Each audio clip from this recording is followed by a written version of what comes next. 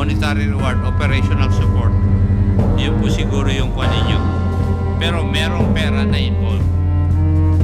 At ang pagbabayad dun sa neutralization, depende dun sa tao na neutralize.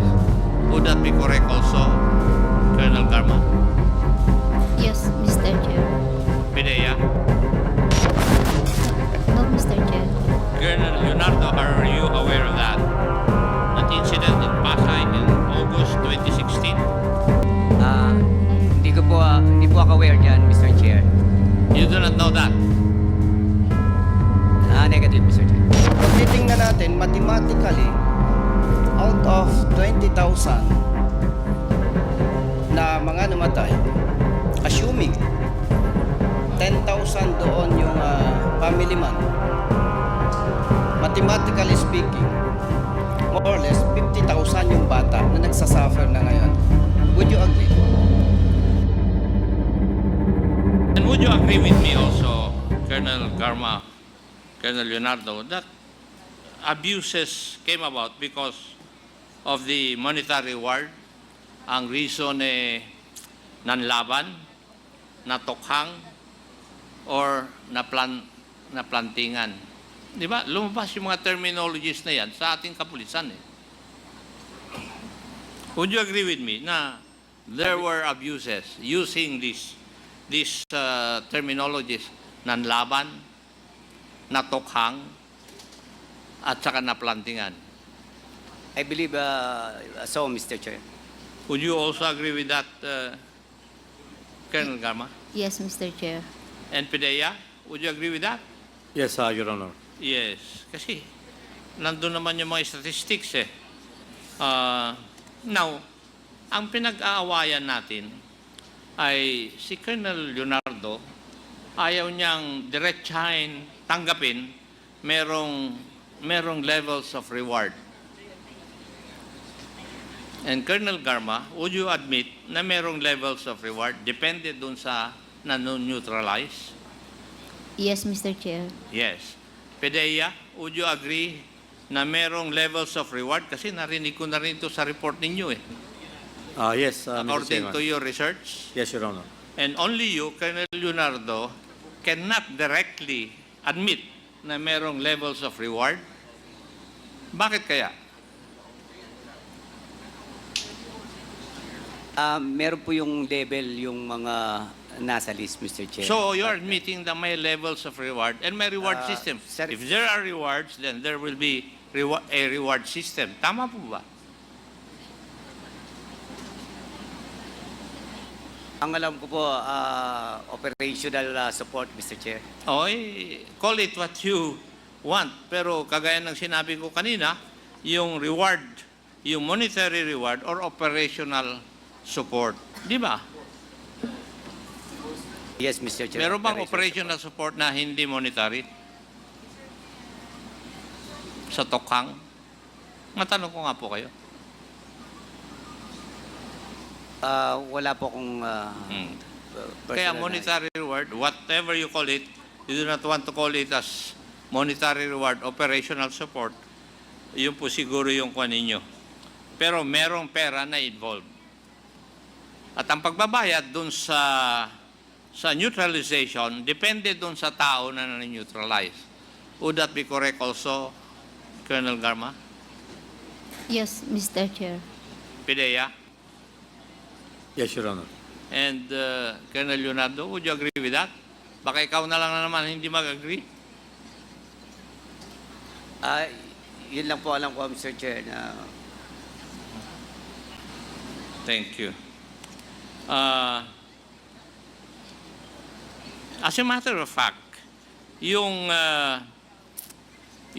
pagkamatay ng tatlong Chinese doon sa Davao Penal Colony, the death of Mayor Espinosa, detainee or PDL Egay Alvarez, and others ay part of the war on drugs because lumabas na yung listahan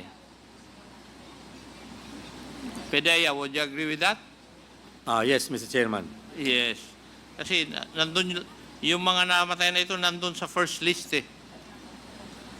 Yes, Your Honor. And you do not know that, Colonel Leonardo. Alam ko po na may... Alam mo. May namatay. And Colonel Garma, are you aware of that also? Yes, Mr. Chair. Yes. Mhm. Now, Pedea, are you aware of the incident in 2016 where 10 suspected drug lords were killed in Pasay?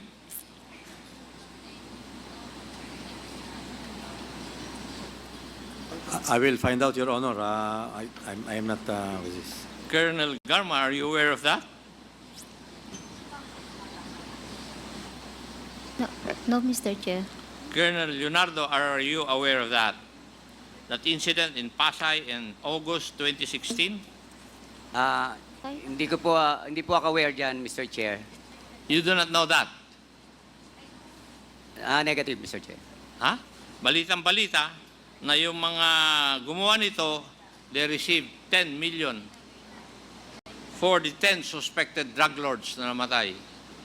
And you do not know that? Siguro, Pedea, could you please research on this? We are checking on it already, Your Honor. Yes, thank you. Now, Colonel Garma, you have been assigned in Cebu for how long?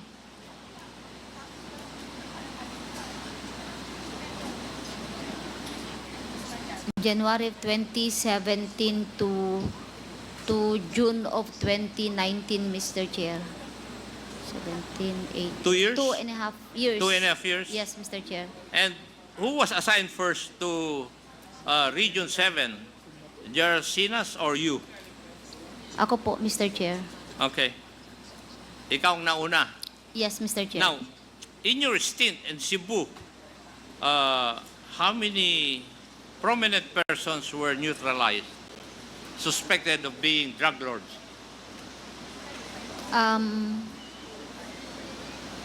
Marami pong high value mga officials that were killed, Mr. Chair. Not only in Cebu City but nearby cities and towns under the Cebu province po. Now, ang prominent dun ay yung ambush kay Mayor Luot, right? Yes, Mr. Chair. Yes, was then a retired general. Mr. Chair? Retired General Luot became mayor. Yes, Mr. Chair. Na-ambush siya in Malapascua, Cebu. Nung place is that? galing po siya ng Malapascua Island, Malapascua, Cebu. yes, nagdock po yung boat nila. Yes. And doon din sa Cebu, may mga PDEA agents din na namatay. Would that be correct? Yes, Mr. Chair. PDEA, tuturin ba yun? That you had agents in Cebu who were killed or neutralized? Yes, Your Honor. Yes. So, may I know, Colonel Garma, since you were there, were they part of the war on drugs also? Yung mga killings na nangyari during your 2.5 years stint? I believe, Mr. Chair, they are part because sa mga press release po na may mention na they are in the list. And rewards were also given to those people who neutralized these people. I believe, Mr. Chair. You believe that? Okay, thank you. Mr. Chair, malapit na akong antukin. Pwede po ba? Itigil na natin. Marami pong salamat. Okay. Thank Mr. you, Chair. Congressman Akop. Mr. Chairman, Yes, I may. Congressman Fernandez. I hope that will be the last interpellator because the Secretary General have already declared no classes or no work tomorrow. Mr. Chair, And we're about to reach the 14-hour first time na 14-hour po tayo at our physical capacity are giving up. Mr. But Chair, our I move. mental Mr. Chairman, our mental function. Mr. Chairman, Well, I think sige, Mr. Chair, I yield to Chairman Paduano. No. overexposed na yung iba hanggang alauna. We still have nagsasalita. two interpellators, Congressman Busita and then Congressman Nordan Suwan. So I thought Congressman Dan Fernandez is going to interpellate since you're not. So we now recognize Congressman Busita for your interpellation. Thank you, Mr. Chair. Last si Congressman.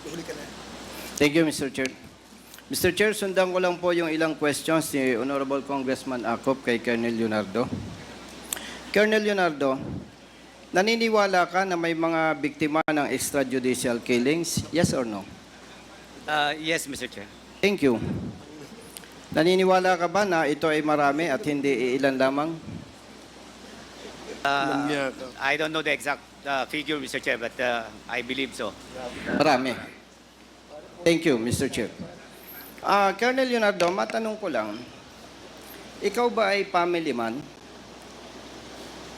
May pamilya ka rin? Opo, Mr. Chair. Okay.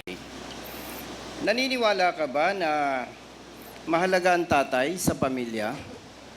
Opo, Mr. Chair. Yes. Naniniwala ka rin ba na sa ordinaryong pamilya, pag namatay ang tatay, parang nasira na rin ang buhay at kinabukasan ng mga anak? Tama po yun, Mr. Chair. Yes.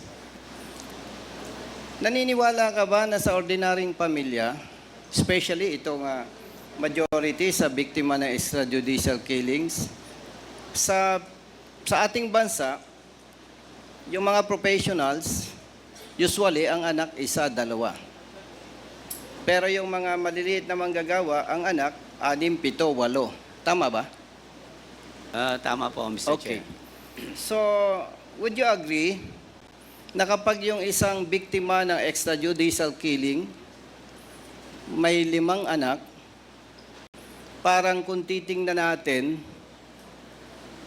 mas malaki ang possibility na masisira ang buhay at kinabukasan ng mga bata? Yes or no? Yes, Mr. Chair. So, kung titingnan natin, mathematically, out of 20,000 na mga namatay, assuming 10,000 doon yung family man, mathematically speaking, more or less 50,000 yung bata na nagsasuffer na ngayon. Would you agree? I agree, Mr. Chair. Yes. So meaning, kung titingnan natin yung long-term effect nitong pinag-uusapan natin extrajudicial killings, sa pananaw ng iba, tama ang ginawa nila. Pero kung susuriin natin mabuti, mas dadami pa yung pwedeng maging kriminal. Itong mga bata na nasisira ang buhay at kinabukasan, would you agree? Maaari po, Mr. Chair. So, kung titingnan natin, talagang itong resulta ng extrajudicial killings, hindi nare-resolve ang problema. Instead, minomultiply pa. Yes or no? Maaari po, Mr. Chair. Yes or no? Yes, Mr. Chair. Yes, Mr. Chair. Kaya ako po, personally, natutuwa na yung Quadcom nandito. At least, mapigilan na itong extrajudicial killings. And nung nasa active service pa ako, isa, Mr. Chair, at sinasabi ng senior officers, kaya nasibak ako sa Cavite, yung nasa watch list na 20, actually 21 yun, Mr. Chair, peacefully napasuko ko, napasurrender ko yung 20. And because of that, nasibak ako sa pwesto. Hindi daw ako marunong sumunod sa guidance. Hindi ako marunong sumunod, Mr. Chair, kasi nga, sabi ko doon sa senior officer, mali yun eh. Yung isang suspect, isasacrifice mo yung buhay, pwede naman bigyan ng second chance.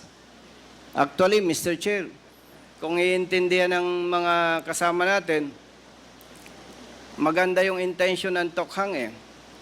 Kakatukin mo yung pamilya, i-inform mo na may information na nasasangkot sa illegal drugs, yung kanilang kapamilya.